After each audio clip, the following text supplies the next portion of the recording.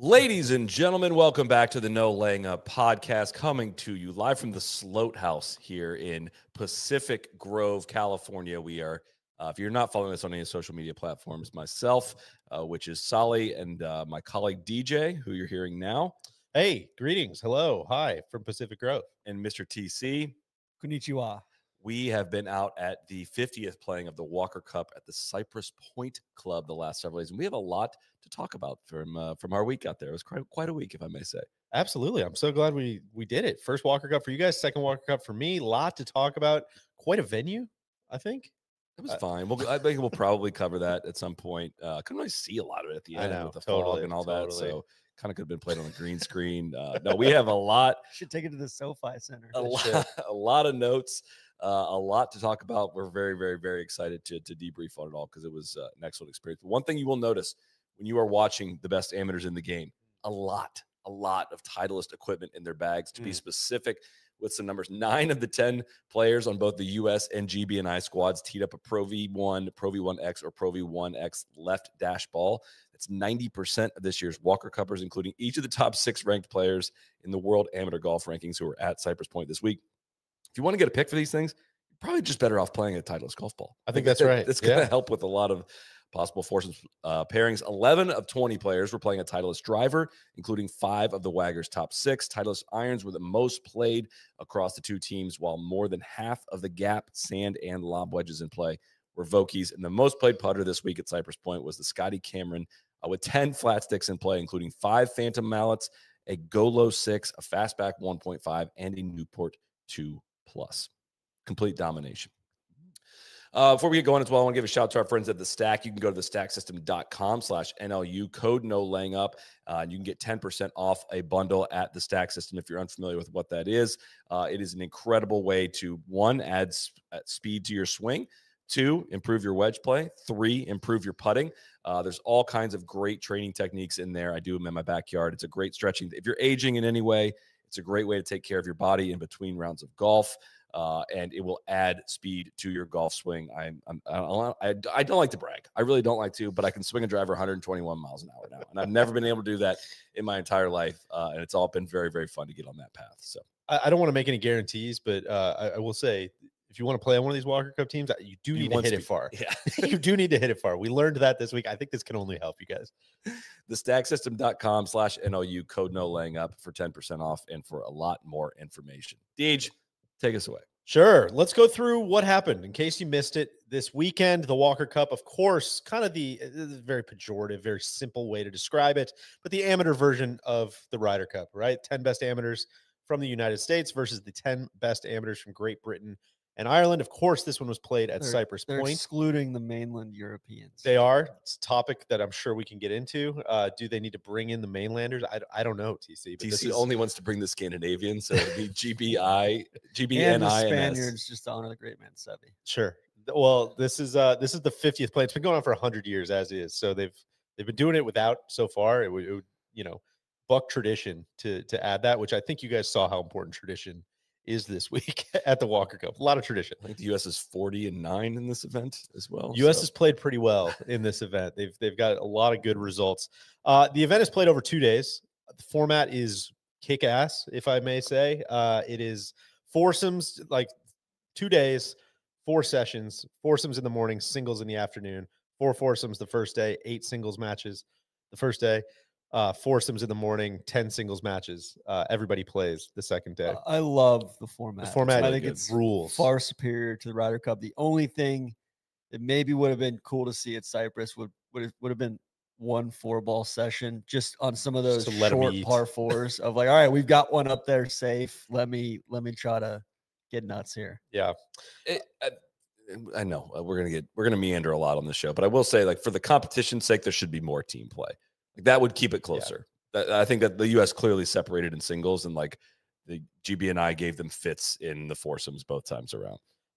Well, starting in the foursomes, GB&I took a 3-1 lead, just like they did in 2023 at the Old Course. In the first session, Connor Graham and Tyler Weaver took down Jackson Koivin and Tommy Morrison. 3-1, which was kind of the big one. Koivin, obviously the #1 ranked amateur in the world.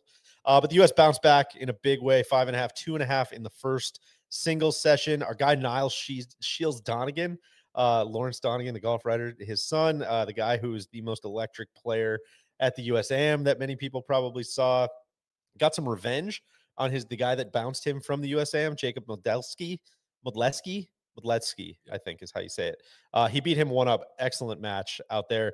Stuart Hagestad, I don't think he's won or hasn't lost a singles match, I don't think, since 2017. I believe this is his 5th Walker Cup, and he's what, 7-1 or 8-1? He's just kicks ass in singles. He won 2 more this week. He won 7-5 the first one. Jackson Coyven almost shot 29 on the front. Yeah, you have that in there. He almost shot 27. Like, he shot 30 on the front and left like 3 out there. Sounds like you should have put him on the Ryder Cup team. A lot of people were saying that. Preston Stout won 6-5. A deer ran through the crowd, which that's a tease. We're going to get to that later and tell that story in full. That might be the highlight of this podcast. So the U.S. basically is taking a 1-point lead overnight. It didn't really change much. Second foursome session this morning, Sunday morning, was a split 2-2, leaving the U.S. 1-up.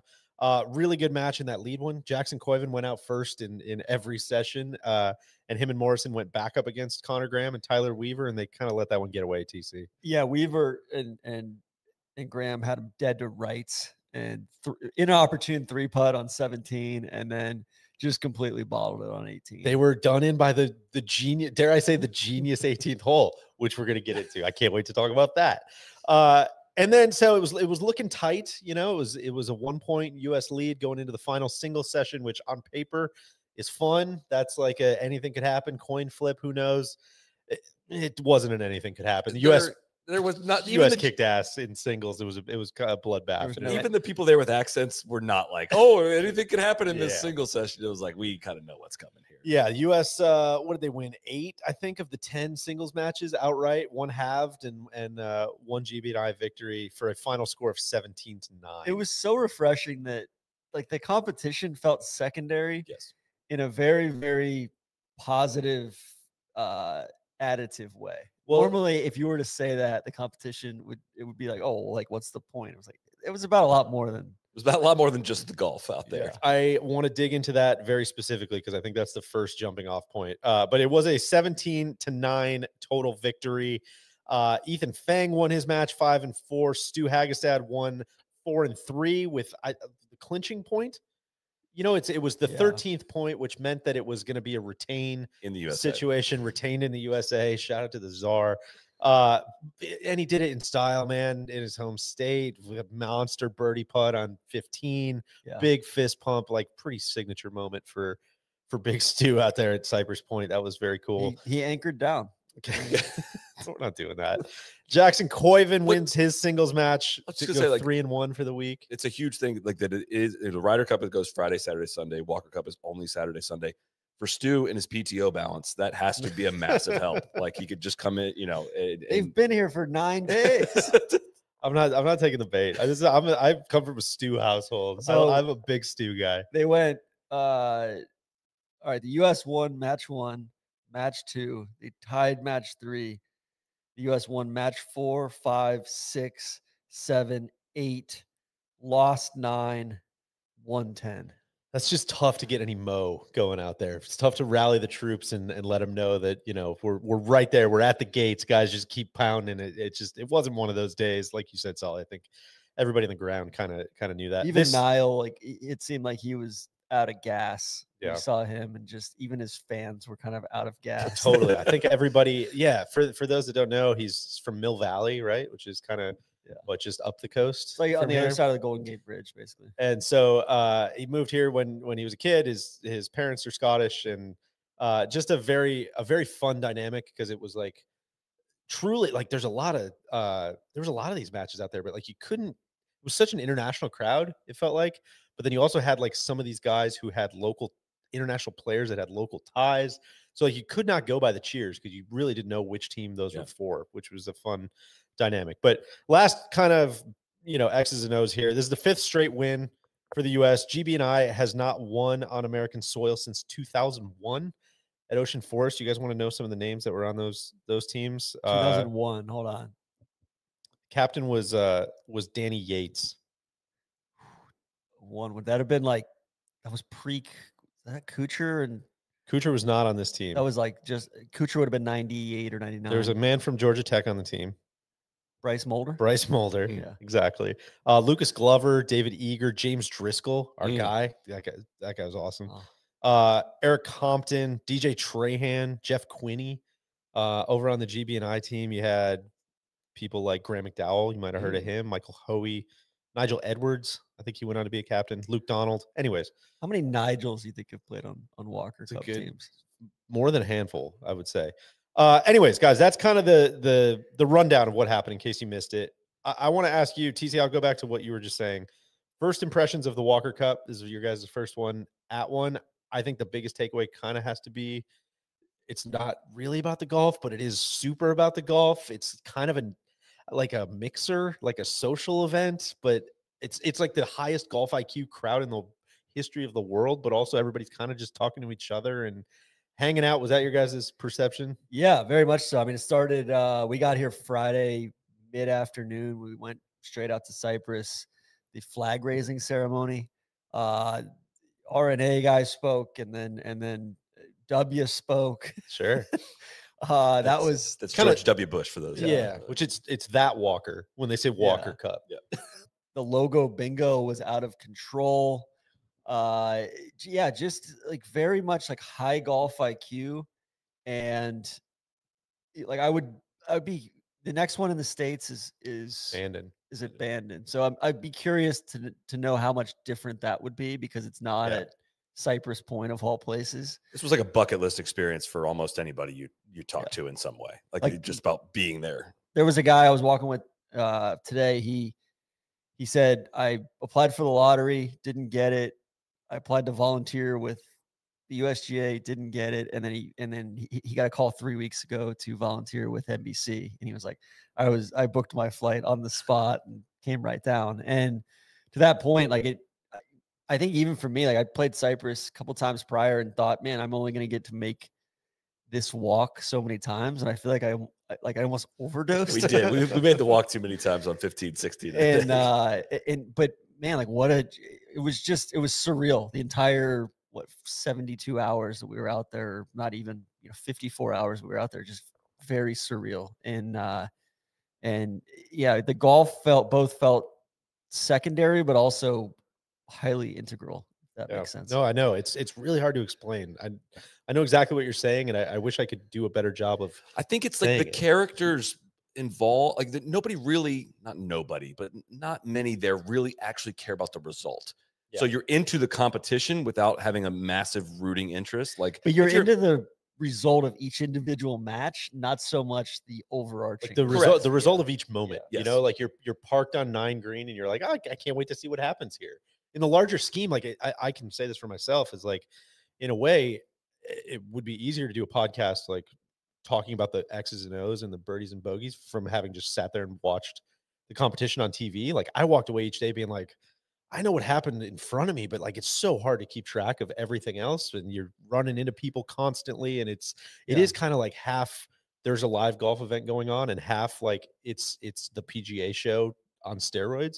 You're rooting for sport. Yeah, it's exactly. And it is it's very stupid. I'm aware. It's a golf event. Like the Ryder Cup is an entirely different thing. Exactly. This is and this is on television. It sounds like they did a relatively good job broadcast, bringing Cypress to life and all of that. But like that's kind of secondary to like this just being one of the biggest just golf and non-media events in the world. And it was a super cool. There's not a lot of scoreboards out there. It's just like there's such an old school feel for anyone that's read the match, about the match at Cypress Point. Like there's such an old school feel of being out there and just kind of using word of mouth as to what's happening. Yeah. And one like really minor thing that I don't even know if they do this in Ryder Cups. I can't remember because the noise is so loud, but there's a walking score that announces what happens on every hole.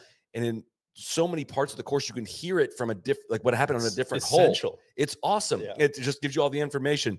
On the 7th hole, Team USA 4, Great Britain and Ireland 5, matches tied. Like, oh crap, he tied it up there. Like, and the word of mouth just kind of circulates through. And I mean, we're going to do a whole separate part of talking about it at Cypress, but just like what the USGA has done about putting the importance of venues, USGA and RNA, like the importance of the venues and where they've taken this event over the last decade and where it's going into the future It's like I said this after the Asia Pacific Amateur at Royal Melbourne. Like, I went to that tournament because it was at Royal Melbourne, and it's one of the best golf courses in the world. And I want to support a great golf tournament going to a great venue. And I walked away with such an appreciation for Royal Melbourne, having watched others play on it, despite having played it myself.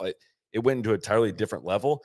I played Cypress once, and like, I feel like I got like 99% of my experience about Cypress and understanding of it was from these last 2 days. Like, watching the best players in the world play it in that setup with those incredible pins. Just an awesome job from the USGA of setting that competition up to be as exciting as possible and making the course come to life, and all the contours and all of the Mackenzie and Rainers, like all the stuff that comes with it. It was just very overwhelming. It felt like you were just overdosing on top level golf experience this week. I was going to like kind of go back and start at a certain year and just like try to illustrate, because everybody knows the venues are great, but it's like when you hear them read off back to back to back, it's pretty jarring. So I'll go back to randomly 99 just because we love Nairn, and Nairn's an awesome spot. Shout out to Sharpie. Shout out to Sharpie, who we saw from season 2 of Tour Sauce today. Nairn, Ocean Forest, Ganton, Chicago Golf Club, Royal County Down, Marion, Royal Aberdeen, National Golf Links, Royal Lytham and St. Anne's, LACC, Royal Liverpool, Seminole. The old course this week, of course, was at Cypress Point. Next, we're going to Lahinch. Next year. There's not a 2-year gap. Next year, it's going to Lahinch. Get back on the opposite year of the Ryder Cup. Going to Lahinch. Then we're going to Bandon Dunes the following year. Oh, I'm sorry, 2028. Princes in 2030.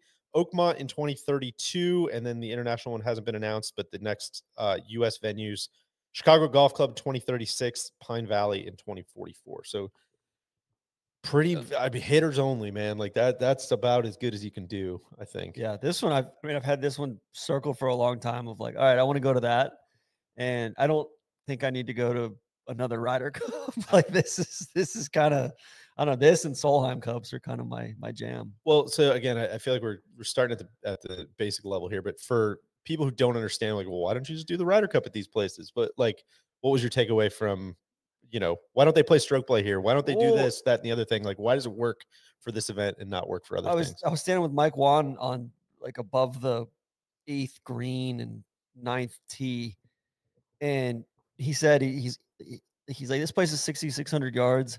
I don't think a single guy out here knows what he shot on any of these rounds this week, and I don't think they care, and nobody else out here cares, and it's just about the shots themselves. And I don't think anybody would have gone out and broken the course record. Like, the course defended itself well, and the shot values were high. But it's such a great match play course. Yeah, it really, like, watching there were true strategies in some of the holes, and like even the strategy of how aggressive you wanted to be with certain approach shots. A lot of guys walking over to see where the other guy's ball was before they went and played a shot. Like, that's a match play golf course. Well, and there's par fives basically. I know they played 5 as a par 4, but you've got 2, 5, 6, and 10 are all par 5s, and that's volatility in the first, and then you've got short par 4s on 9, 8's relatively short. I don't think anybody really went for it, but 17 was moved up. Yeah, today. and it's just how did that play today? It was awesome. I only got to see, I mean, not that many matches made it there, unfortunately, but it was cool. Connor Graham hit it over the green. He was playing against Mason Howell, who kind of hit it long left in the shit, and it just left like a very cool shot backwards. The fog's rolling in. I mean, it was like, such a weird tee shot from back there when it's moved up, because you got the trees in the middle of the fairway and you're trying to figure out, I think guys were hitting wedges. Am I going right? Am I going left? It sounded like guys were hitting like at most like 8-iron when you and I were standing there, try and contrast that with what did was that Preston Stout that we watched yesterday that had like 186 in or something? It was Jay Summey, yeah, who had like 186 in yesterday. It an unbelievable shot. So anyways, a lot of variety and a lot of changing things up and taking advantage of cool pins. I stood there. Yeah, like I basically went up there yesterday. There was no fans up there. You just get up there inside ropes, and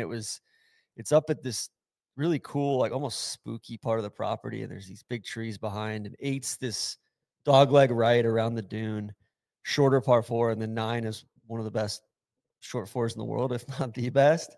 And talk about that. And I'm standing up there and Mike won, and then Bryson walks up, and Bryson was up there for half an hour, and there's, I don't know, half a dozen of us up there. Bryson's just talking about how it's his favorite hole in the world, and he's like analyzing each guy, because a lot of the GB&I guys laid up. Ethan Fang hit one of the coolest 3-woods I've ever seen. What was that? He must have teed up an inch and a half off, and I'm like, what is he doing? And he hits this swooping cut in. Lasasso hit a great one in, but Bryson. So I was asking him, I'm like, hey, what do you do on 17? And he's like, oh, it totally depends on the wind. But if the wind is at all favorable, like I just ship it. I just try to drive the green. I was like, what do you do on 18? He's like, same thing. If the wind is, if I don't drive 18 or 17, I try to drive 18 because that means the wind's coming from the opposite direction. And it was just fascinating to see his take. I was like, what would you hit here? He's like, probably a 5-iron. Did you introduce yourself to Bryson? He introduced himself to me, actually. And he said, hi, Bryson DeChambeau. I said, Todd Schuster. Because that's what it said on my credential. We gave him so much shit for that. You would not have told him you didn't refuse to tell him that you were Tron Carter. You know who this is. He's standing there. He said, this is one of my favorite, if not my favorite green in the world. And he said 9 is my favorite hole in the world. 9, I want to pause on that one because 9 is, I tweeted something about this, and I should have clarified it a little bit better, but I said something like, we get told on television how if there's a short par 4 on a golf course, we are told that it's risk reward. And most of them, especially what we see on the PGA Tour, are not risk reward. The strategy is hit it close to the green, find it, and figure it out from there. Of course, there's no risk. Yeah, the tour is growing up strips of rough to keep balls from going into water, and it just becomes a very clear decision. Like you just get it as close, like the data always says, get it as close to the green as possible and figure it out from there. But the 9th green at Cypress is so severe, so skinny, and surrounding it is dune sand. It is not bunker sand. It is dune sand. You are going to be in a crater. So you can hit a 98th percentile shot, but if it is the wrong distance or a little bit offline, you can end up in these sand dunes and be totally and completely boned. Weaver's first name, remind me. Tyler Weaver was playing a singles match against Jackson Koiven. And I saw Koiven hit in singles yesterday. So hit an unbelievable 3-wood to about 12 feet behind the hole, missed the putt that would have been for 29. And it was just like, holy crap, like incredible confidence to hit that. But then this morning and this afternoon, he missed the green with the 3-woods, and it ended up in this spot just long. And he hit it's a horrible, it wasn't in the worst lie. He was in a very, very bad lie this morning, or he put his partner in a very bad lie this morning, and they lost the hole because they played ping pong back and forth. And he hits this filthy shot 90 degrees right of where the hole is, but plays the slope, and it runs down there to 8 feet. He makes the birdie, and his opponent, Luke Weaver, who also went for the green, Tyler Weaver. I keep wanting to say Luke Weaver, and hit a really good one. He hit a Yankees utility iron off the tee and like damn near held the. I mean, it was a very good shot. But it took him 3 shots. It took Weaver 3 shots to get from the right side, and he just picked up. He couldn't get you.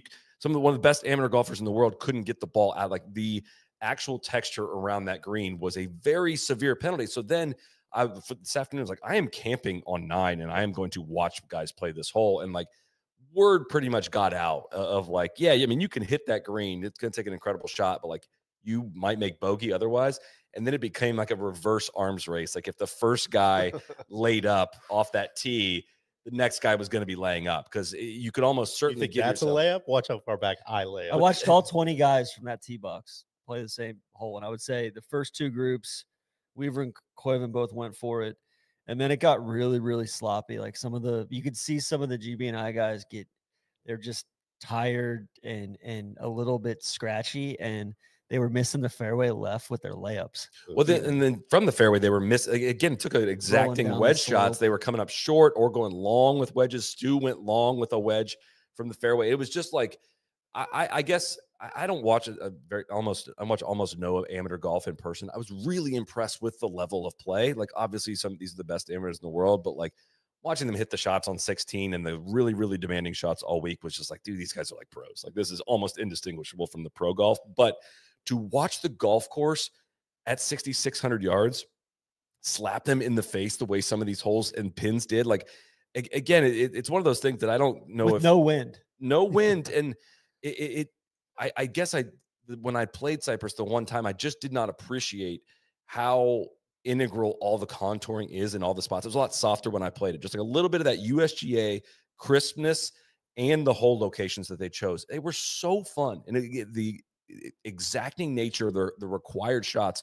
Like if you went long right of the pin on 14, I mean, you're so incredibly boned if you go like 3 feet too far. And it was just awesome to watch that with that in-person context of how severe the punishments were around the green. That's one of the things that's missing with the Ryder Cup. You've got such strong characters on either side, but the golf course is not a character whatsoever.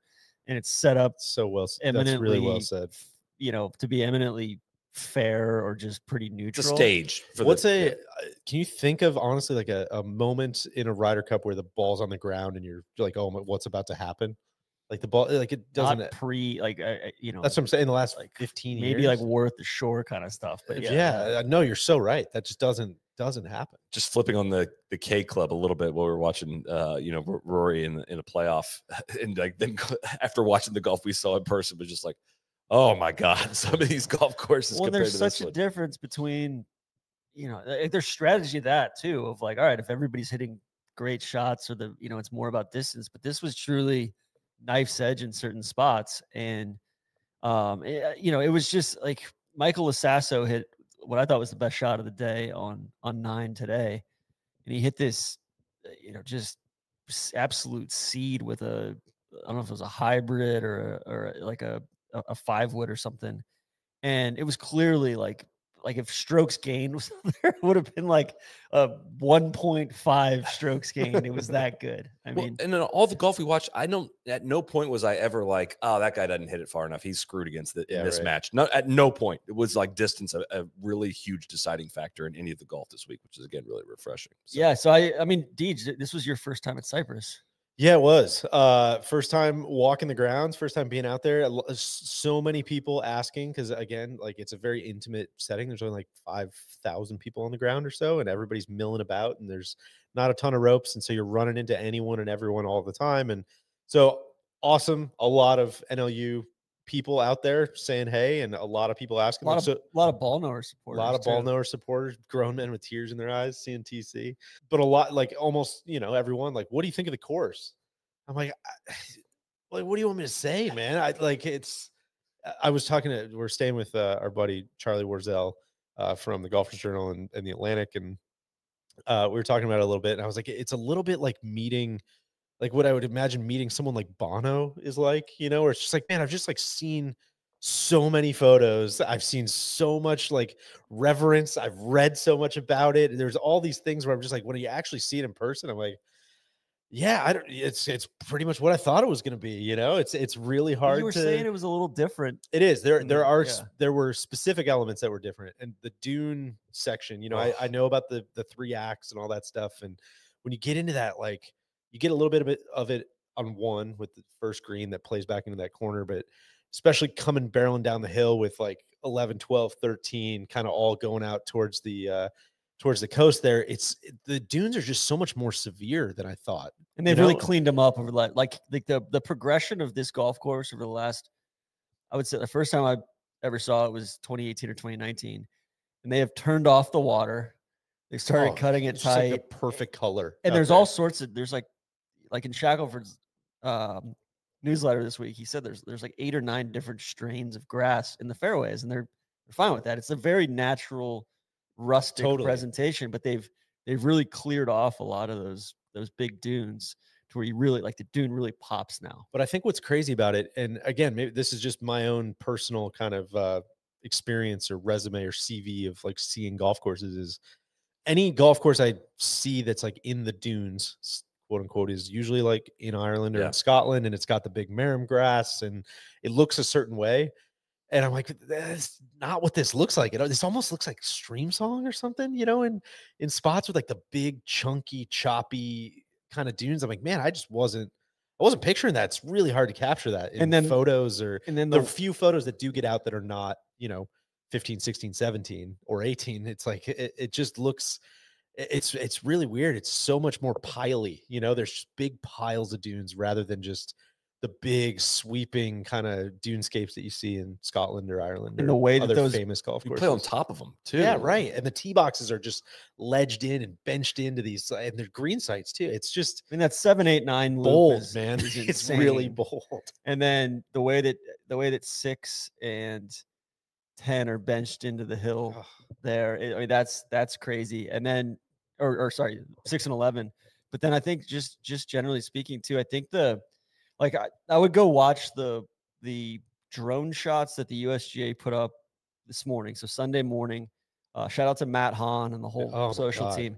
I was talking to him out there. He's like, we got a couple more. We'll see. We might sprinkle them back in. I told him, he's like, wait till you see some of the other stuff we got. I think that was like, I follow probably 150 different golf photographers on Instagram.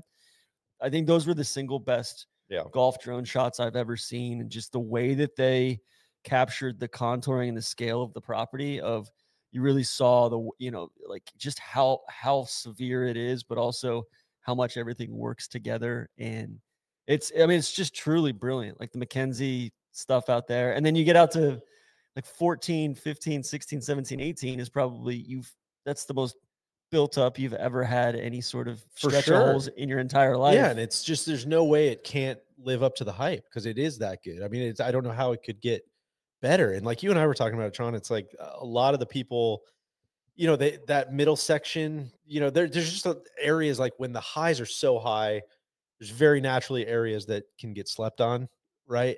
But it's like as soon as you make that, I mean, I'm rambling, but it's like obviously 8 and 9 are all world. 10's cool playing back up. So it's like no slight to any of those, but it's like, man, once you turn that corner, it's just all gas. Like you're coming barreling straight down the hill until you bank and you make the left. And now we're hugging the coast. Now we're making another hard hairpin turn and we're playing 18, which is the fucking coolest hole I've ever seen in my life. Come on. It's so Don't get good. Carried away. It's so good. It decided Bryson so many agrees matches. with you. He goes, that is just the most brilliant match play finishing hole. It's so cool, man. I had no idea what to expect. I've heard people that shit on it. I don't get it. Yeah, so I keep hearing that Cypress had bad views. That's why I was told Cypress isn't a good 3-point shooter. So many people, they're like, yeah, but that 18th hole sucks. Totally ruins the whole day. It's it was good in this format. If you are like me or many other people and you have no idea what we're talking about, I'm sure you can picture 15, 16, 17 along the coast, most spectacular golf calendar holes ever. 18 is a hard dogleg right, like a hairpin turn up this hill, plays straight up, almost like Olympic Club or something like that on the 18th. But there's just the most well-positioned giant trees, and it's like you got to hit.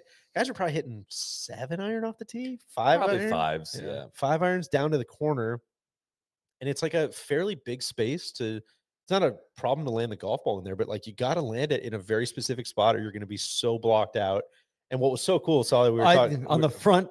On the right or the left, or short or long. It's one of the most 3-dimensional holes I've ever seen. You have to hit the right distance off the tee. If you go too long with whatever iron, you're in trouble. And probably the right shape too. But not only that, it plays downhill and away from you down into that corner. But you also have to hit it over this tree.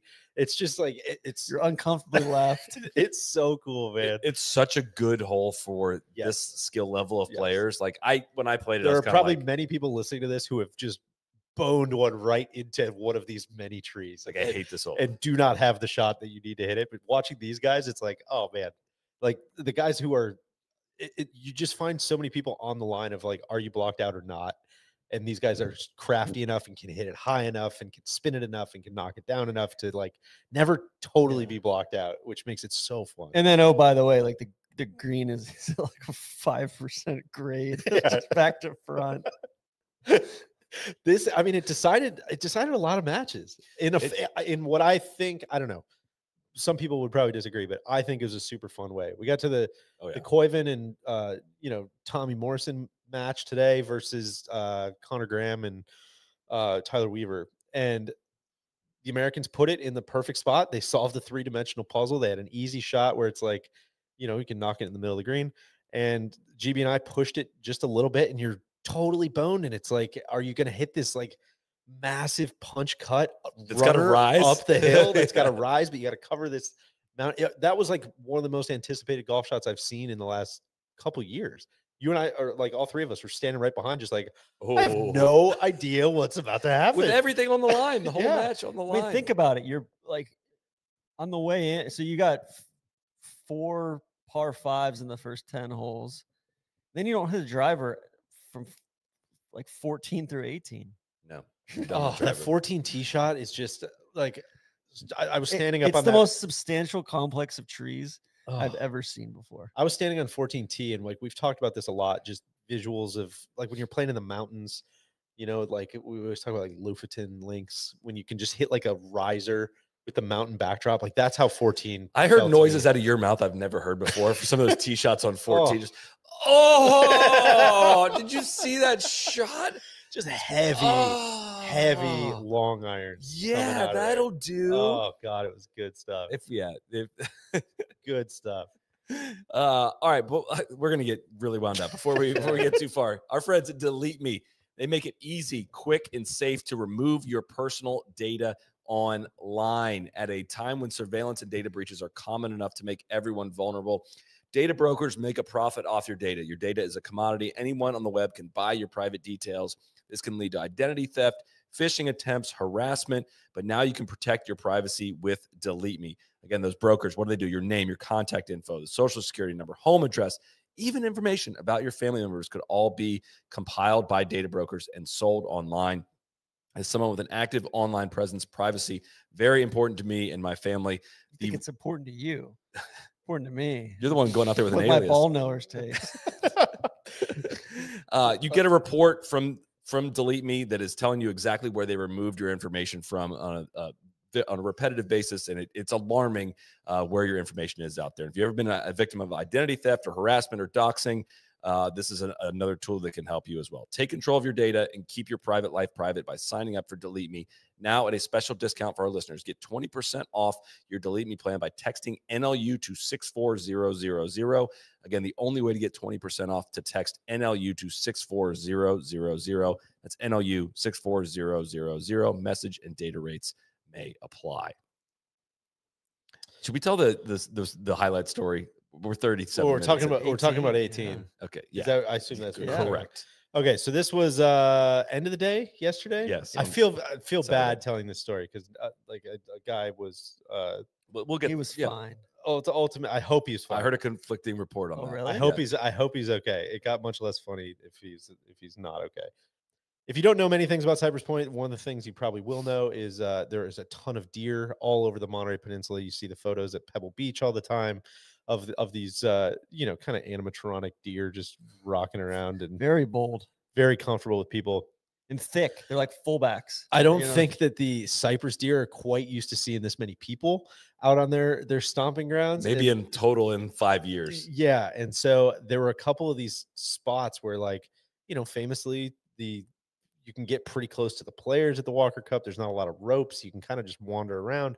And so you end up getting a lot of these like circled, kind of greens and fairways and just big masses of people out there in small groups. And so when a deer gets inside of one of those groups, it just kind of freaks out. It doesn't know what to do. It's trying to get out. It tries to kind of like to ease its way out at first. And then it just starts like a dog that like gets the zoomies, it just like starts bucking around, sprinting, looking for an exit, just trying to find the seam. TC is like a kickoff return. The gap. Yeah, it's like you saw this like Darren Sproles out there.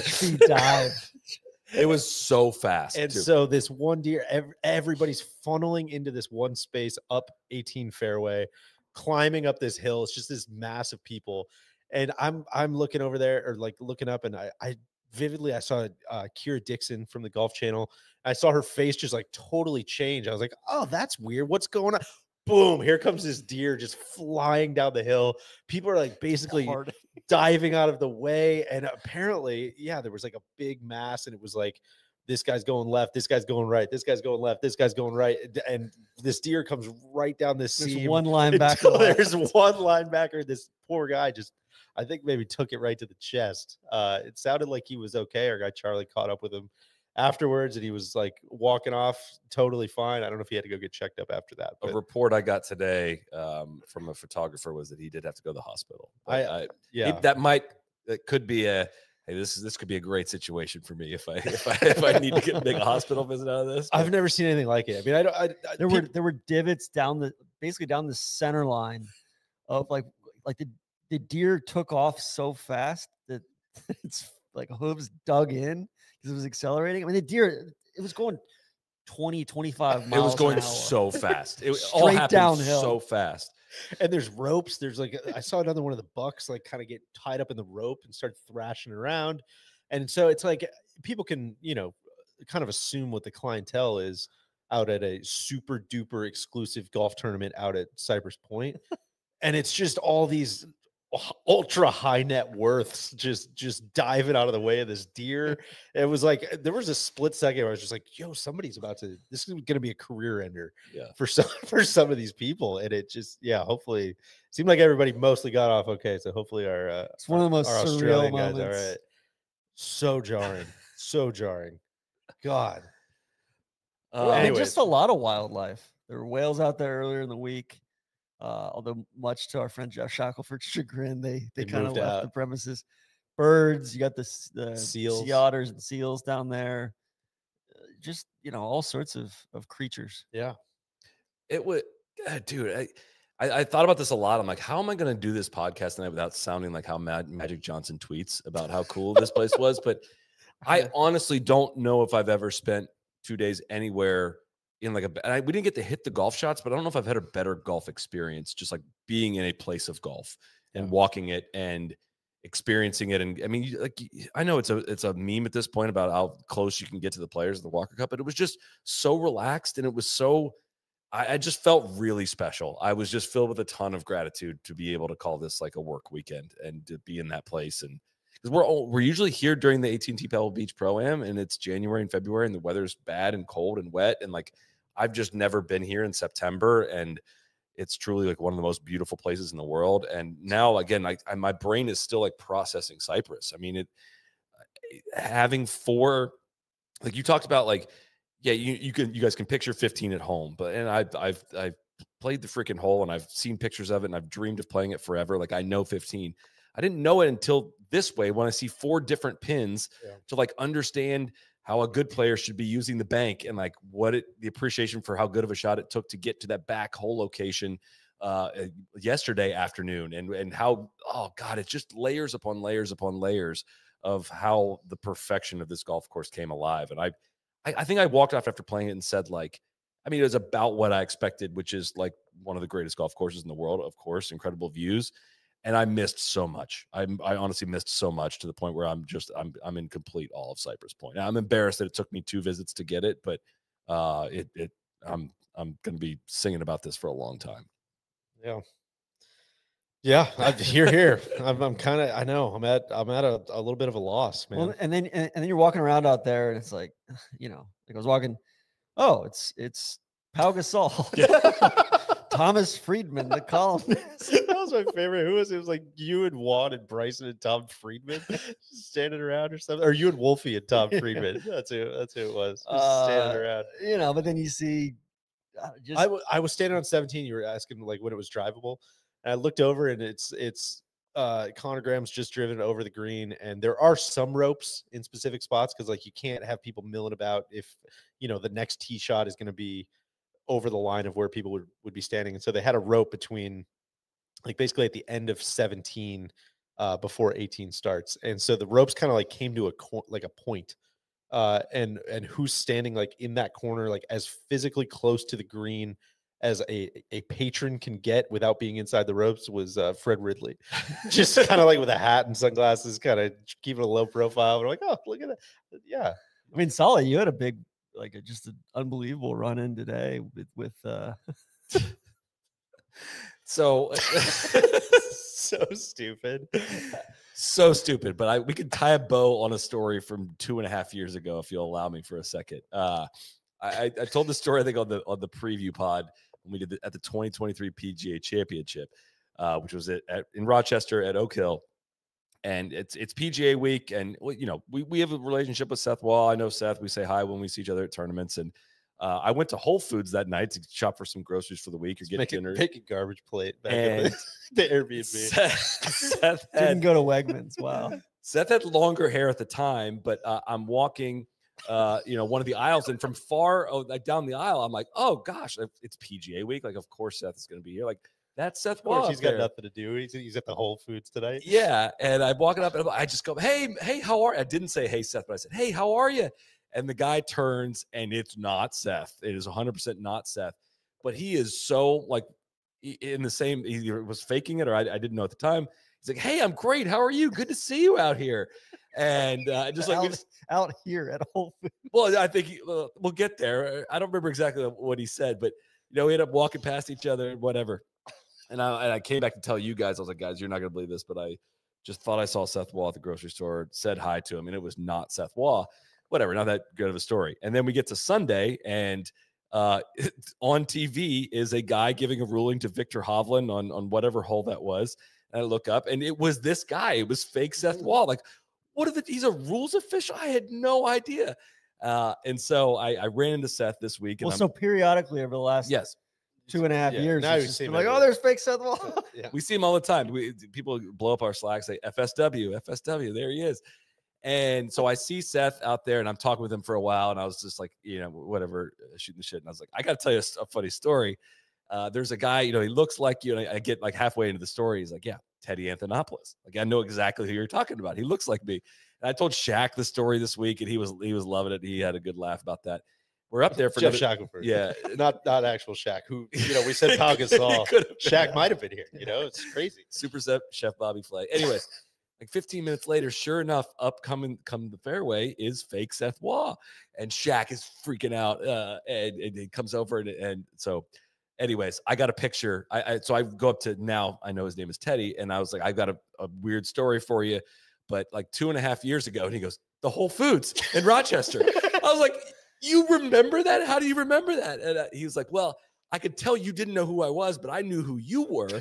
And so my wife asked me, like, who was that said hi? He's like, oh, well, that guy had no idea who I was, but I know he does the No Layup podcast. So I got a picture with fake Seth Waugh and real Seth Waugh together with me in the middle. I alerted you guys. I was like, I have a red alert picture I am about to send you. And so we can close the loop on that story. Oh, God, that's good stuff. Should we get to some awards, you think? Is it time? I think it is time for some awards. These are in no particular order. These are not official awards. We just had a bunch of random shit to talk about. We figured we'd organize it as awards. I'll kick it off. I want to give the Pace of Play award, very important award, to Jackson Koivin. I was absolutely blown away. It's very cool when you can see the #1 player in the world also just be a monstrously fast player. He was constantly, like, he was out first pushing pace in every match. Maybe that's why he was out first. He didn't want to be held up. He's almost like one of those seniors at a regular tee time at a golf course. But he was regularly, like, you think he's a biker gang guy? He might have been. He was like regularly a hole and a half ahead of the second group, which made it kind of a pain in the ass, because I'm like, oh, cool, we'll drift back. I'll watch the Koivin match, and then I can kind of catch, the tee shots here and the green here. But he was always like a hole and a half ahead, so you couldn't really do it. Koivin, it was my first time seeing him in person.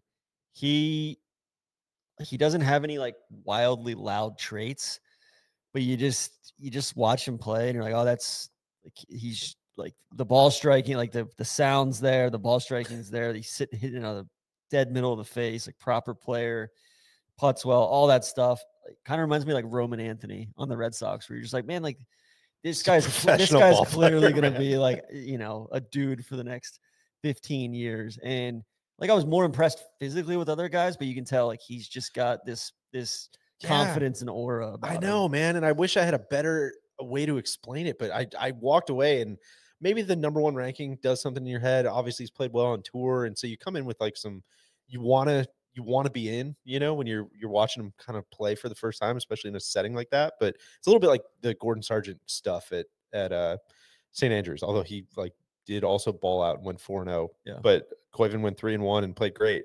I so know what you're saying. It's like, it's very much the sum of the parts.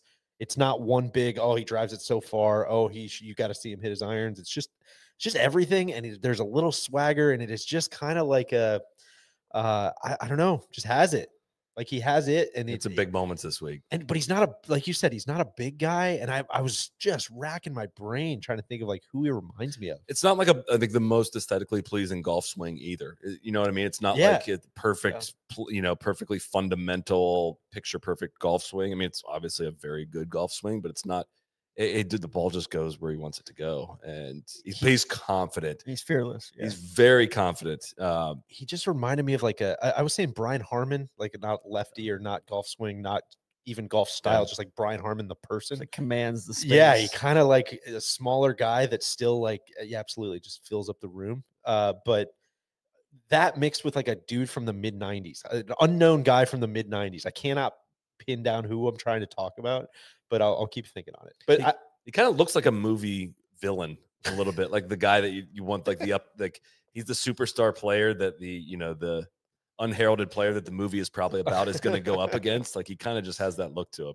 He had a moment where he like hit a frustrating shot. It was the third shot they had, so he drove it in the dune in foursomes. Was that? I'm losing track of days. I don't remember which day this was, but drove it in the dune in foursomes, and then his partner pinged it over the green. He hits one out of the dune, and he takes like a swipe backwards at the sand and like flung sand all over like a member up there. And like, but he turned around immediately, like was profusely apologizing to the guy, but has a little edge to him, but then like was not like, there were some guys out there that had some edges to them that were not nearly as self-aware, which I think we'll probably get to as well. I mean, Ian Poulter was walking around. He was. Can you give the worst take awards while we're talking about Koivu? We are going to give out the worst take award. That Tron hasn't heard this story. You've not heard this yet. We saved this for you.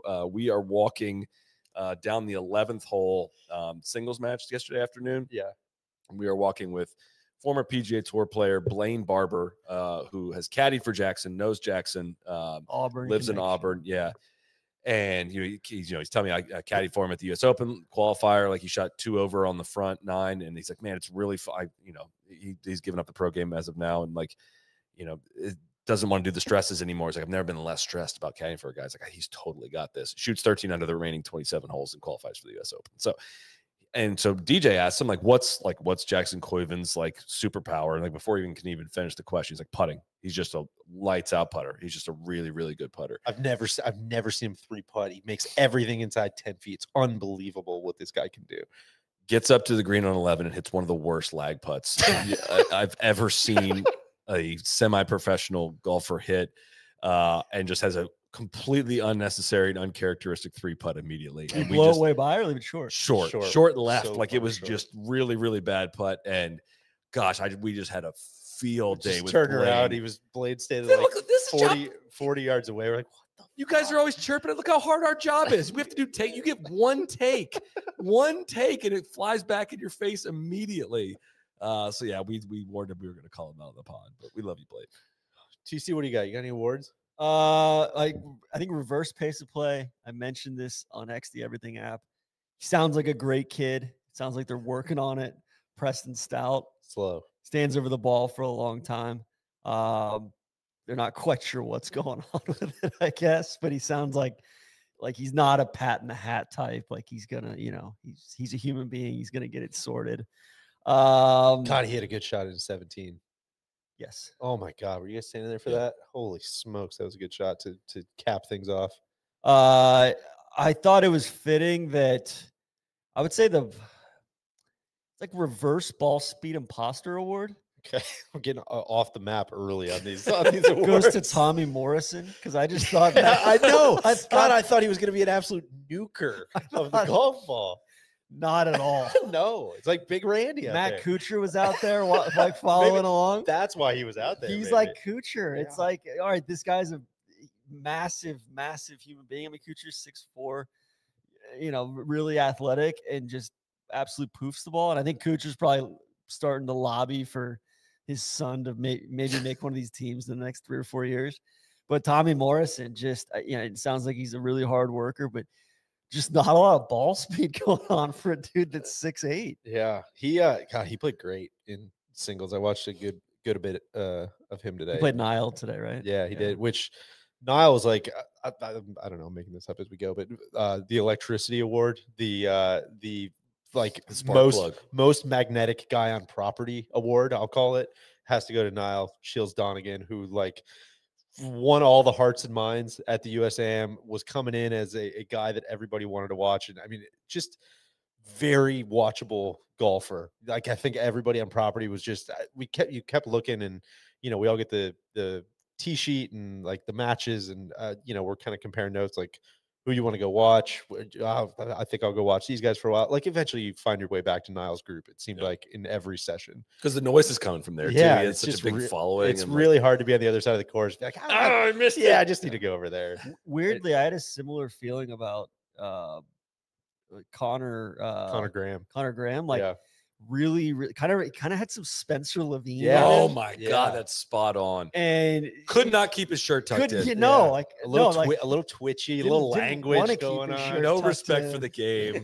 Like if an American did that, that'd have been heard from a bunch of people that were like, yeah, he's kind of a jerk, but in like a really lovable kind of way. And it generates so much more speed than you would think from a tiny frame. He's fun to watch. I'm watching him hit shots on 16. You're like, man, can you get it there, buddy? Like you're kind of a little.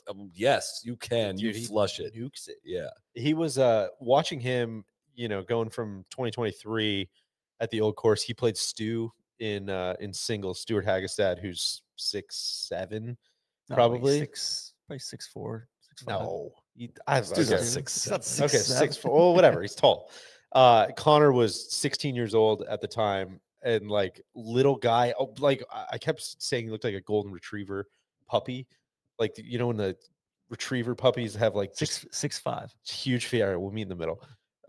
When retriever puppies have like the huge feet, and they're kind of like don't really know how their legs all work. Like that was Connor Graham just twitching out against Big Stu. Stu obviously beat him because he wins every singles match. But seeing Connor this year around, like filling out a little bit, mashing the golf ball, it's kind of coming into his own. It was really fun. Really fun. All right, next award. Let's do best audio moment of the week. What's your best audio moment of the week? That's gotta be Bobby Clampett. Just that's shitting all over.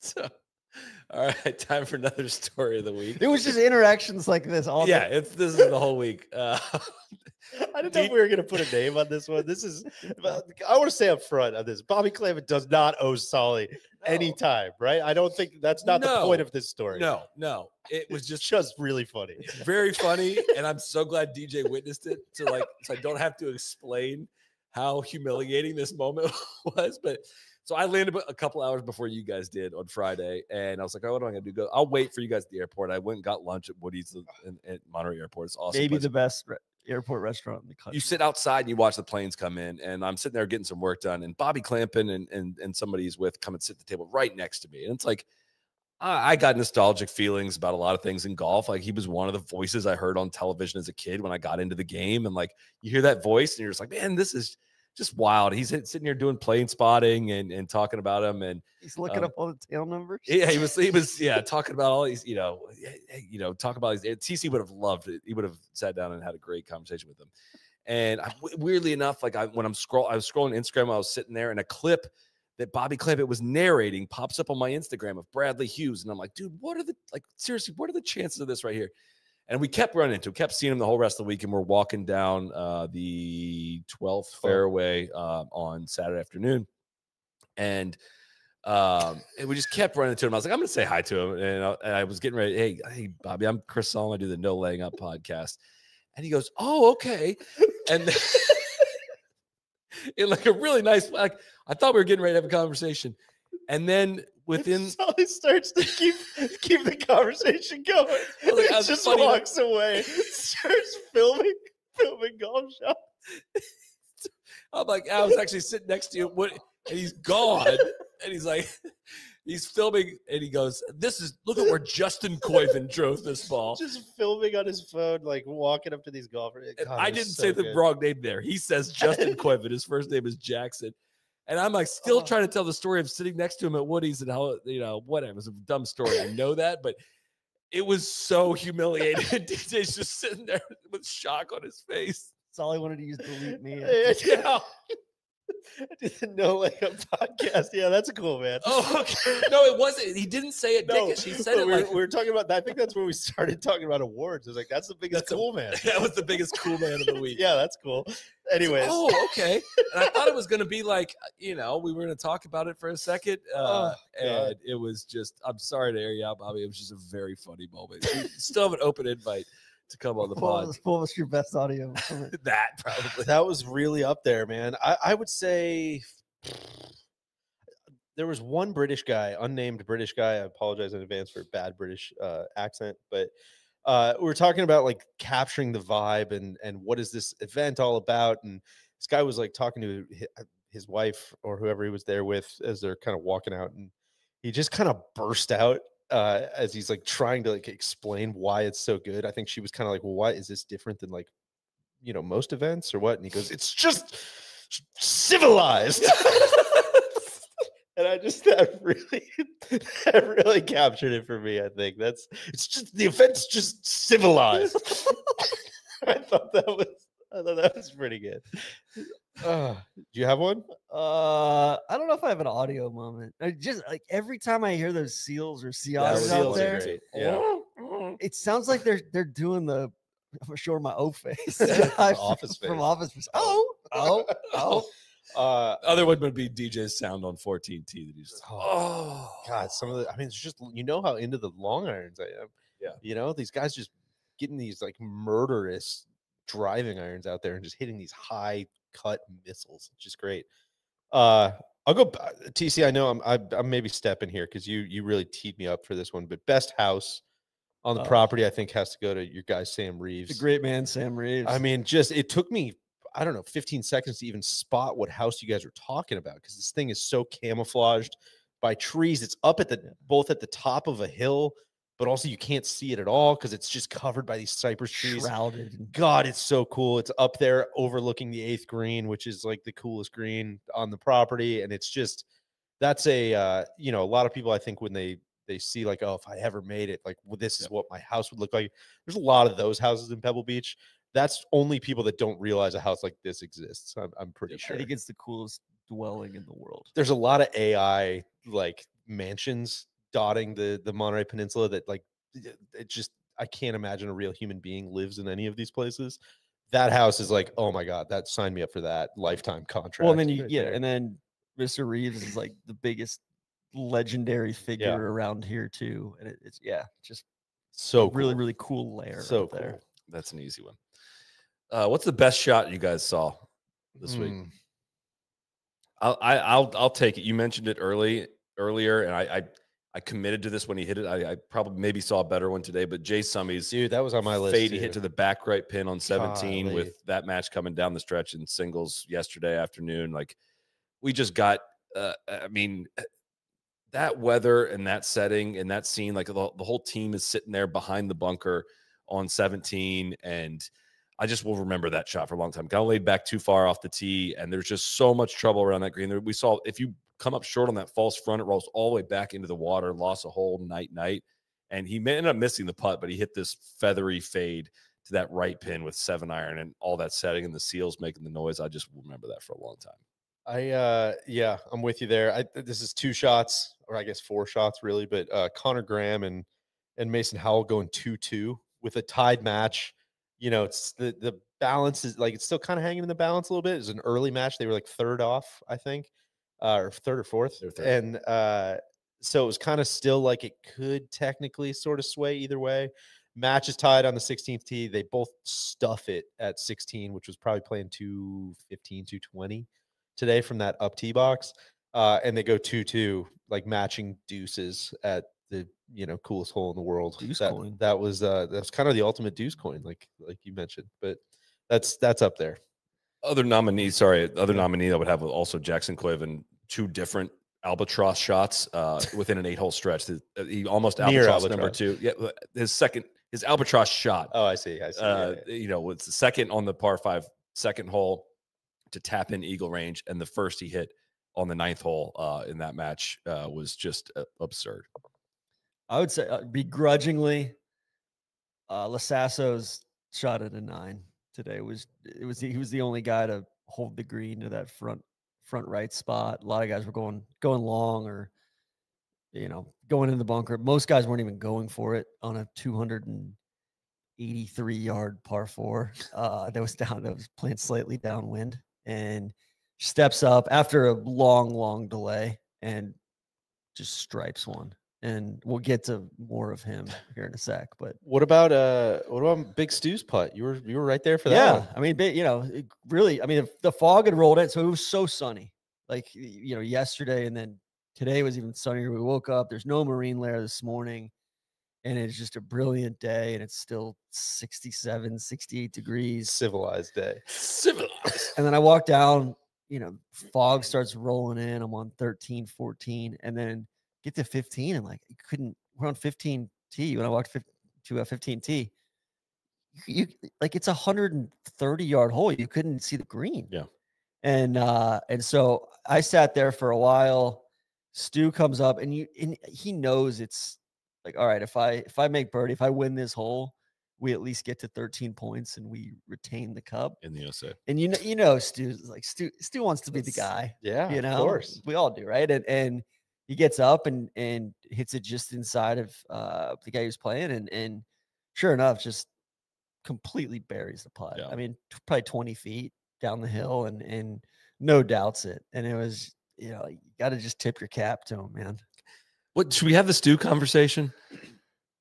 You're a massive Stu fan. I appreciate what he's doing. I think there's a lot of people who are understand. Like, I don't think he pretends to be some working class hero. I guess is what I'm saying. Maybe some people would argue with that. Maybe so. Maybe not working class hero, but white collar hero. Sure. I don't know if he martyrs himself quite to the degree that maybe he gets put on online. But again, I don't have a ton of firsthand impression of the guy. I know what he was like when we spent time with him in 2023, and he was super nice. He was very, very cordial. He was great. He was funny. He was good to get along with. He plays great golf. I understand it's got a good situation going. I think some people don't like that, but what do you want him to do, man? He's a hell of a player. Yeah, he's a hell of a player. He's got a good hand that he's playing. I don't know what to say. I don't mind the privilege.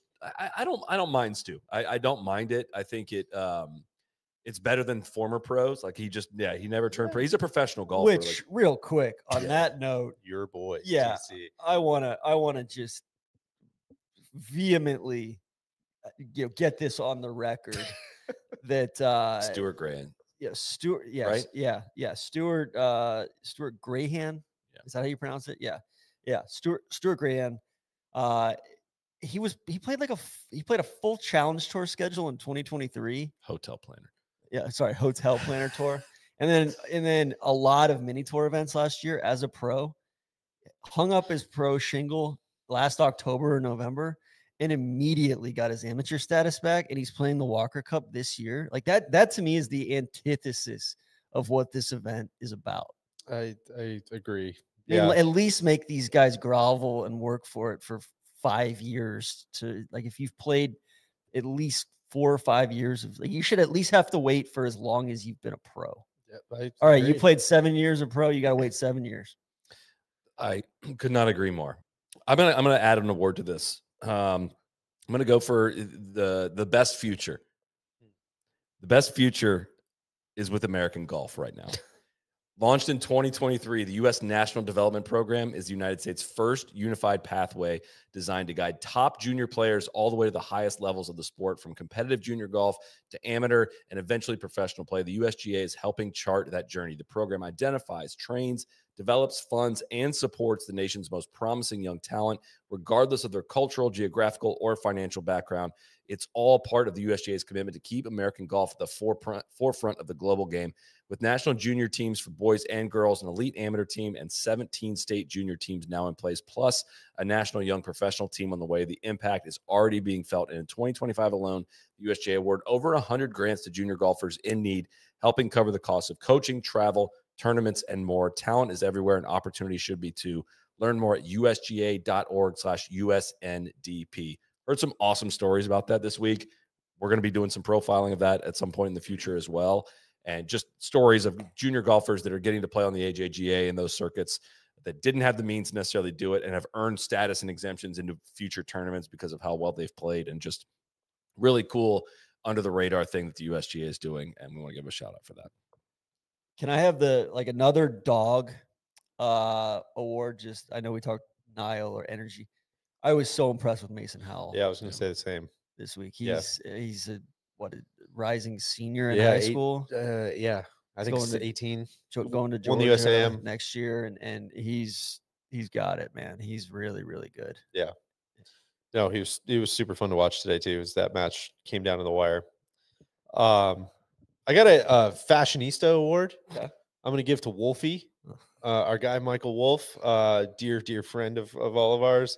He made up a big chunk of their Walker Cup video that we did, which is on YouTube. If you haven't seen that yet, from the 2023 Walker Cup, is kind of a look back in a first person, or kind of an embedded account of a lot of the things that we're talking about. But Wolfie's wife pointed out first thing Dr. Wolfie, when we saw them at Cypress for the opening ceremony, the flag raising ceremony, she goes, "Oh my God, he's so high in the hog about his appearance in this video. Did you notice he's wearing the same shirt today that he's wearing in the video?" I thought that was really fun. And for the two of them to even show up this week on all the sick in things the that wake are going of Alabama football losing last weekend, just put on a brave face amazing. and try to have a good time. What's the most aggressive logo bingo you guys saw? I saw maybe a 9 or 10-year-old kid that had Maidstone, Shinnecock, Quaker Ridge, and Sabonic on at the same time. At the same time, like to get 4 logos on, even it's hard to do. You gotta have a vest. You gotta have the sleeve logo on a polo. Shorts. I think he had either shorts, no socks for him, a belt usually, and then a hat. I want to give, gosh, what should this award be called? Kind of the we couldn't do it without you sort of award. Goes to whoever invented needlepoint. I think whoever that was. I don't know that they could have this event without that person. I think both Smathers and Branson. So much needlepoint out there. How do you feel about the double logos? I am so obviously from Seminole. Ask or me about this place. National or whatever. I saw a lot of the big hat logo, big shirt logo with a belt, all the same logos. That's hostile. I feel like. Yeah. I've been guilty of it. Sure. Just because it's I got Tim McQuana belt and hat. Before I even realized that I got 2 of them on. I'm not trying to do it. But I don't think Seth Walk, he would have to wear 14 or 15 different logos just to cover his domestic membership. I just don't think anybody. I don't think anybody who's doing that at the Walker Cup at Cypress Point is trying to flex. I know. I don't think anybody's doing it on accident. I think it's the opposite. TC. I think people are packing a bag and they're choosing what to wear. Or they're almost you go to hit balls and you accidentally have 2 on. Or they're almost doing it out of a defensive posture of I know I'm going to see some of my Seminole folks. I have to know I'm going to see my Chicago golf guys. That sort of thing. Gang colors. Yeah. Who's the biggest villain of the tournament, or perhaps the future? Oh, Michael Lasasso, 1,000%. I mean, I think both teams equally heard it from both teams. We heard that there was I know that he laid down his putter to the JT on the green. The JT. Will you apologize for this? JT's poisoning the youth for sure. We've talked about this. So I saw him miss it. Never. I saw him miss. I think 2 3-footers today. He missed a 2.5 3-footer yesterday. So he missed some short putts. It wasn't an egregious 6-inch putt, and it got to the point where I think the rules official said something to him and said, "Hey man, that's not sporting. That's not what this competition is all about. It's not in the spirit of the Walker Cup." Shit civilized, man. There was very some off-record stories. Some substantiated stuff of some tension within the U.S. team with him, and just him and Jay Summey played together. And Summey's seems like a nice kid from Oklahoma, just kind of a big farm boy. And the two of that, I think Lasasso was just he was just a total menace all week to anybody that he encountered, whether it was a rules official or an assistant captain or one of his teammates or an opponent or whomever. So he kind of Being up close and personal, he reminded me a lot of P, of Patrick Reed. Yeah, but with like high energy. Yeah, you know, P's usually like keeping a pretty low profile. I feel like, or he's like a low boil. There's like his Lasasso, and again, none of us know him, but I mean, you see him from afar, and he's pretty turned up. He's like an Ole Miss, like, frat guy on Celsius energy. Celsius no breakfast. On Four Locos. But man, yeah, just a lot of anecdotes out there this week. So we'll see. We'll see how that translates here into the future. His move is sick. It's so crazy. Yeah. So crazy. God, he's got just power really, in the lower half too. Like it's like serious legs. He's in really driving good shape. That swing. He's got a lot of core strength. I've followed him for a while today. It was impressive. But also, like, his back he might have a nuclear weapon strapped to his like L3 and L4. You know. So, what's the most surprising cameo of anybody saw out there? I was thinking about this. I feel like we've named a lot of them. Pau Gasol was one I was just not expecting to see. I know a guy apparently lives in the area, but I didn't know he was out at the Solheim Cup. Yeah, he's been a golfer. He's been at Pebble. You know, we've seen him at Pebble a couple times, so that wasn't as surprising to me. I'm trying to think who else. Brad Daugherty. I don't really know if I know the connection there. That was a random one. Okay, that is a random one.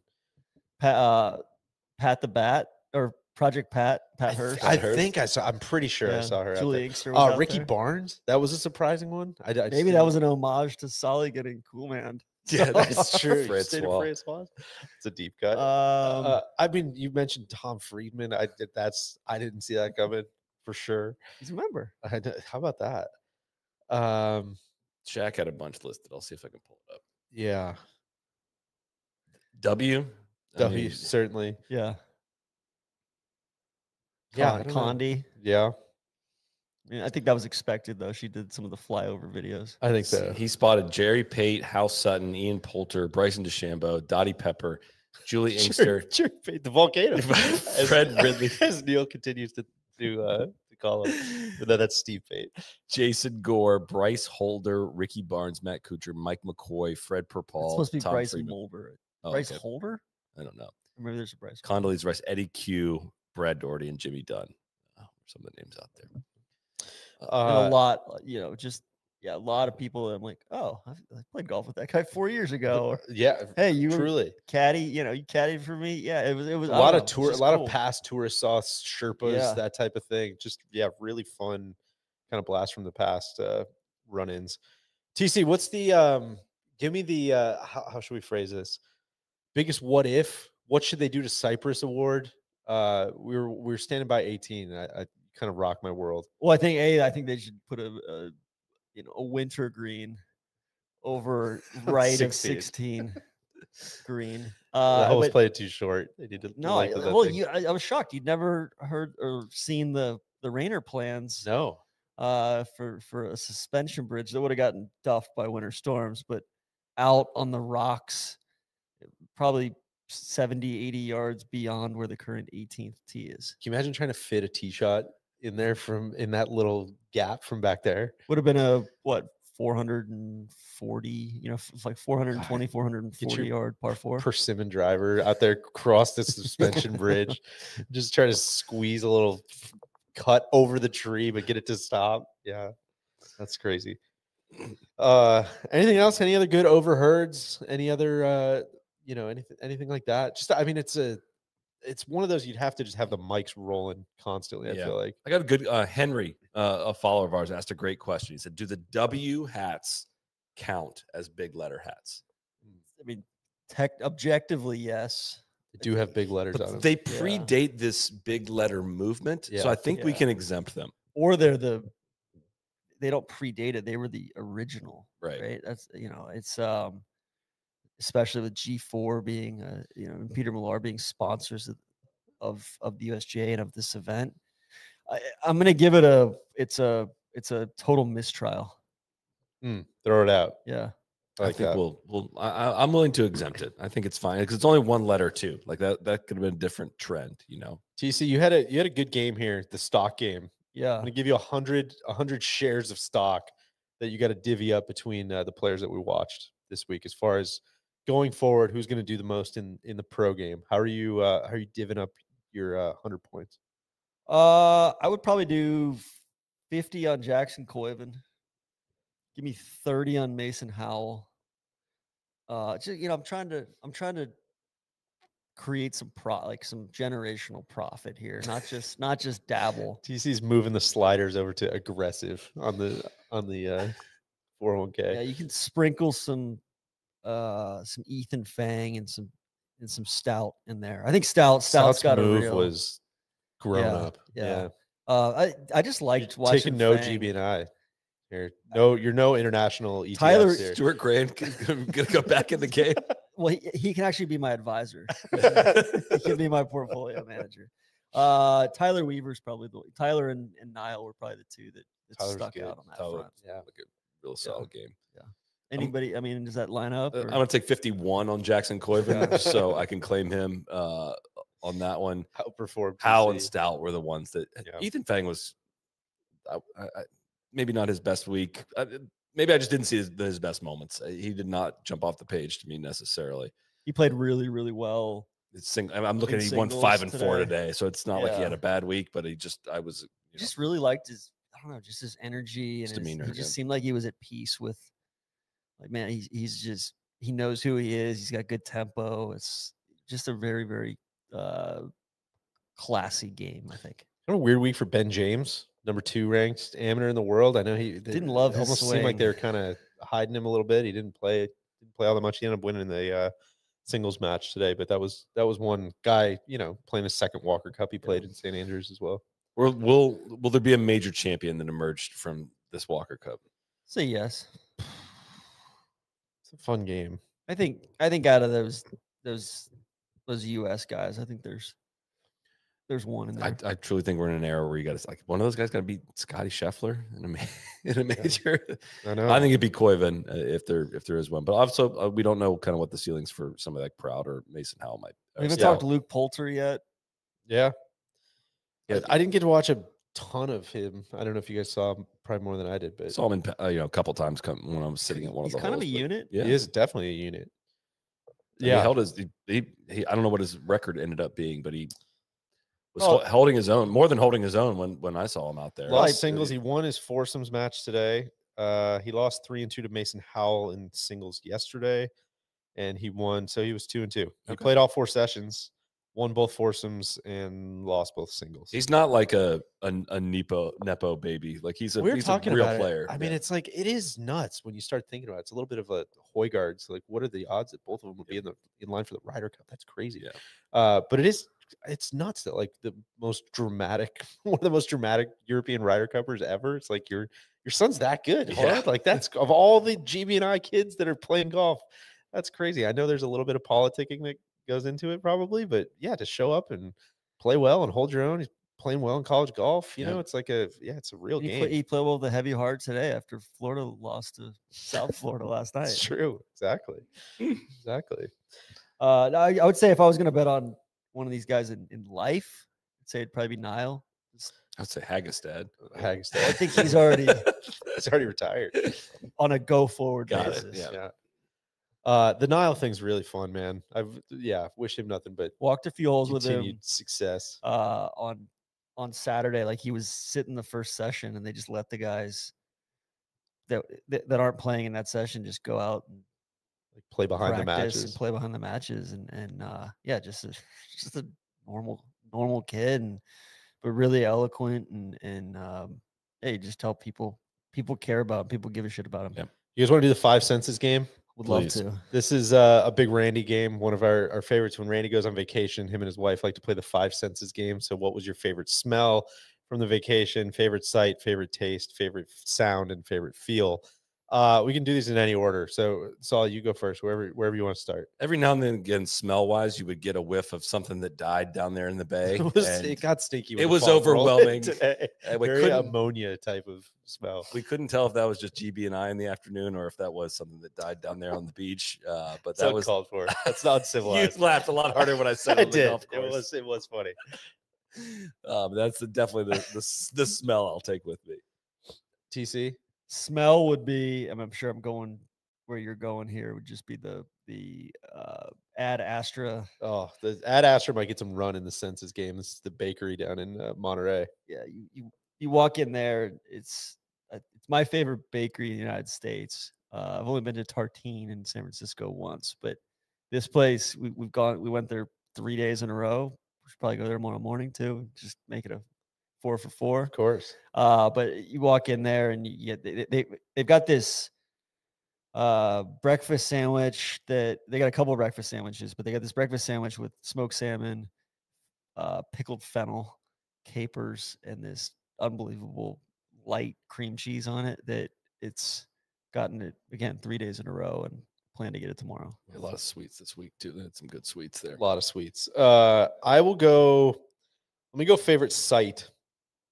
This was at, they're kind of trying to keep people off of certain spots, and it's a little unclear whether you can go in some spots or not go in other spots or whatever. And so 16 green is way back in the corner. There's not a lot of public allowed back there, but there was media access. Like you could get back there and then up to 17T, which I was too nervous to do until today when it was clear that like we actually could go up there. And the first time when I got up to 17T, I was like, man, 16 is really cool. But looking out as the fog was rolling in at 17 with the stand of trees in the middle of the fairway and that entire cliffside, and then even beyond like the coastline down to the south, like how cool that is, was just, I'm like, that's it. That's the coolest sight that I have seen on this trip, was standing on 17T. There was so much from Saturday evening, that as the matches were finishing up there on the back nine and the sun was hitting 16, was just like, it felt surreal. And then when the fog rolled in this evening, it just felt like a fever dream out there. It was,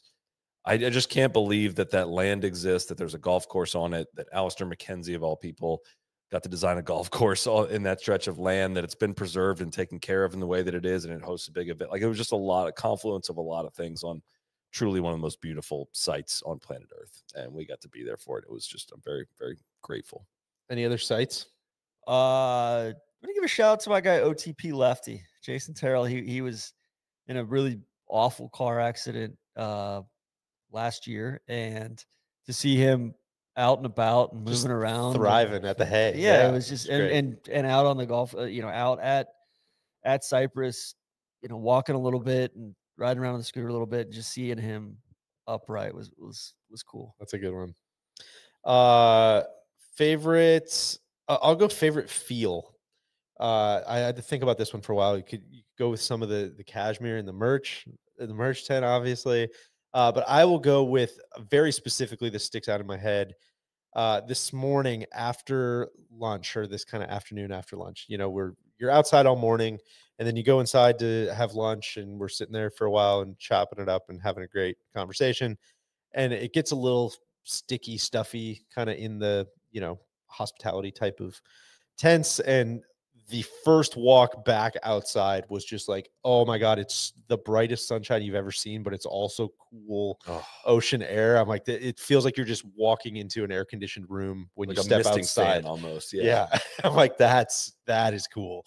That's why you come. So that was mine. And being comfortable, like you can wear short sleeves if you want, or you can wear long sleeves and not be too hot. Like, you'd be comfortable in either one is just a great feeling. Had the civilized sweater over the shoulders tied around my neck today. Going around. A lot of that. If I was ever going to do that, that was the place. Any other feels? The feeling of when that fog rolled in too, like it got a little cooler and it's got a little bit more moist. It was that was a really special one. Taste, we had a lot of sweets. They had incredible donuts in the hospitality. I had so much sweets this morning that I couldn't even partake. Couldn't even do it.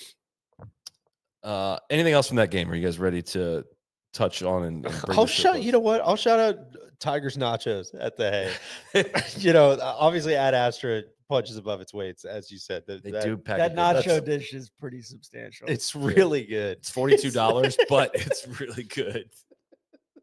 God, Tiger's the best. Which we might need to sell one more ad here to help pay for our meal there at the hay last night. But we didn't get to watch a lot of other golf, if you can't tell from our experience this past week. We obviously saw the highlights of Rory L. McIlroy. I don't know what his middle name is. Rory McIlroy at the Irish Open. Eagled the 72nd hole to end up in a playoff with Joaquim I assume Neil would like this guy's name. He thinks that this is what Joaquin Neiman's name is, Joachim Lagergren. Just a hell of a scene, man. I mean, look, K Club, far from our favorite golf course in the world, but incredible location to get a ton of people from Dublin in there to watch golf. And like when the eagle putt went in, like the zoom ins they were doing on like father and son that were just going ape shit, and all the kids there that were just going completely nuts with Rory's moment there, and getting to win at home in front of that home crowd had to be a heck of a special experience. Rory Daniel McIlroy. I had to look it up. I wouldn't have known that one. Dumb question. What's the K in K Club? Not a dumb question. Not a dumb question. Don't know. I mean, it is like this was at Royal County Down last year at an incredible links golf course in Northern Ireland, and Rory didn't win. And now he goes to the soft inland golf course in Dublin, and he does win. It is like a step backwards, I think, for the event. But at the same time, you can't look at that scene and be like, "Oh, this is a bad thing. I hate this." Like, it's a pretty tough look too for the Irish Open. In the wake of these national opens getting recognized for automatic bids to the Masters, the Irish Open not getting one. Yeah. The Kildare Hotel and Golf Club, shortened to the K Club. Yeah. K Club. We have it. Shout out to Randy Johnson, Roger Clemens, Nolan Ryan, Paul Skeens. Yeah. Koepka shot 80 on Friday and missed the cut as well. Bizarre. Just not a fun situation that's going on there. He lost to Martin Trainer. Yeah, that's just never just on Friday. I think Martin Trainer. The only other thing I had this week, TC Don Ray throughout the first pitch of the Yankees game promoting the Ryder Cup. That was just that was an image that came across my desk, and I had a great laugh. I heard he bounced it. Really? I didn't get to see the video. Someone out on the grounds at Cypress today was talking about it. Yeah, I heard he bounced it. I don't know. I'm just passing that along. I haven't verified that yet, so apologies to Don if not the last Don. Looking ahead, there's the Pro Core on the PGA Tour this week. A lot of the U.S. Ryder Cup team will be there. I think you have some breaking news on that front as well. You can report. Do I? Is there somebody else that's going to be attending? That we were yeah, Bryson's going to be there on Tuesday. Your friend Bryson that you talked to today. I was like, hey, you going to Napa? He's like, yeah, I'm going to go up. I think Tuesday. Maybe say Tuesday. Which is sweet. Good on him. Also, we didn't say this up front, and I'm sure you guys agree, but good on Bryson for being out at the Walker Cup. Doesn't have to be out there. Doesn't have to be out there in his Crusher's gear either. Literally, he might have to be out there in his Crusher's gear. I'm guessing he probably does. That is probably like an all public appearances sort of thing. He stood there he must have been up there for an hour and just watching with like childlike amazement. He went down on the lower tee box and he was looking out, and it wasn't bullshit. It was a sincere appreciation for the place and the event. It was cool. I mean, it obviously meant a lot to the team and a lot of those guys as well. So, BMW PGA Championship on the DP World Tour, LPGA. That's BDE. Flagship event. LPGA is in Cincinnati this week. And then the stretch run's kicking off here for the Korn Ferry Tour, Nashville, Columbus, Oklahoma, and the Tour Championship. So, guys, that was a lot of expenditure of energy here, and I'm not gonna lie, I'm running on E here as we're getting to wrap here. And shout out to our editor Phil, who's staying up late tonight as well to cut this up. So, anything else before we wrap? I just feel like I've been so overly. My senses have just been overworked for the last 48 hours straight of it's just been sensory overload, and I'm completely, like you said, on E, because like every scene has just been. There were so many moments you're just like, is this real? Like, is this place I feel like I was real? walking around in a like a good fog. Yeah, the last 2 days. Yeah, I know you said it a couple times, but like I guess I know the tickets are limited. I know it's not everybody who wants to get on site can get on site, and I feel very lucky that we were able to do it. And it's fun to do it with you guys. You know, it's fun to do it as a group and walk around and watch golf. It's fun to see all the other media that's out there that we know, and Shackelford and Andy and Charlie who we're staying with, and all of those guys. It's fun to meet everybody who came up and said hello. Everybody was great, and a lot of appreciative fans out there saying a lot of nice things, and so it's just an awesome week. I would say make it a bucket list thing and go just enter the lottery. Yeah. Just try to go to one. Oh, and you can feel free to roll your eyes at this, as they did have an ad on this very here podcast, but it just seems like the USGA has seriously good momentum going right now. And like, just going to a venue like this and bringing a tournament like this. I hope people had a great time watching it on television. It sounds like the coverage was relatively good. The drone shots were really good, capturing some really cool moments. And Bones was out there working his tail off. Like, it was Roger. it was just a really, really special weekend. And I'm very, very glad we came. So. And if you can't get, like, if you don't win the lottery for the Walker Cup, enter the lottery for the Curtis Cup. Yeah. Because the next one's at Bel Air next year.